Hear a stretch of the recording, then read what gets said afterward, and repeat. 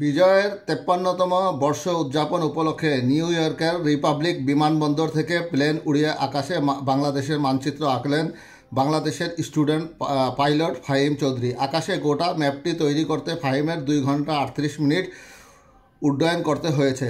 শনিবার 14 ডিসেম্বর মার্কিন যুক্তরাষ্ট্রের ওই বিমানবন্দর থেকে মাঝ আকাশে বাংলাদেশের মানচিত্রের রুট ম্যাপ তৈরি করতে স্থানীয় সময় রাত 11টা 16 মিনিটে উড্ডয়ন করেন তিনি, আর রাত 1টা 54 মিনিটে ফ্লাইটটি অবতরণ করে। মুহূর্তে ম্যাপটি ছড়িয়ে পড়লে বাংলাদেশ সহ বিশ্বের বিভিন্ন দেশের বাংলাদেশিদের প্রশংসা পান পাইলট ফাহিম। সেসনা 172 ব্র্যান্ডের এয়ারক্রাফট দিয়ে ফ্লাইটটি পরিচালনা করেন ফাহিম। এই কাজে তাকে সহযোগিতা করেছেন তার বন্ধু আসাদ আবদুল্লাহ। ফাহিম বাংলাদেশের গ্যালাক্সি ফ্লাইং একাডেমি থেকে প্রাইভেট পাইলট লাইসেন্স অর্জন করেছেন। বর্তমানে কমার্শিয়াল পাইলট লাইসেন্সের জন্য মার্কিন যুক্তরাষ্ট্রে প্রশিক্ষণরত অবস্থায় আছেন।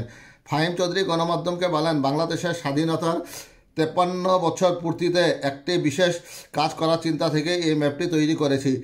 ফ্লাইট রাডার ব্যবহার করে মানুষ অনেক ধরনের অদ্ভুত ও সৃজনশীল জিনিস আঁকে, যা দেখে আমি অনুপ্রাণিত হয়েছি। যেহেতু আমাদের দেশের ইতিহাস অনেক সংগ্রামী, তাই এই ম্যাপটি তৈরি করতে গিয়ে আমি চেষ্টা করেছি বাংলাদেশের স্বাধীনতার ইতিহাস এবং মুক্তিযোদ্ধাদের প্রতি শ্রদ্ধা প্রদর্শন করতে। ফ্লাইট রাডারের মাধ্যমে বিমানগুলোর রুট দিয়ে এমন একটি ম্যাপ তৈরি করা এক ধরনের নতুন অভিজ্ঞতা, যা দেশের প্রতি আমার ভালোবাসা ও শ্রদ্ধার প্রতীক হয়ে থাকবে।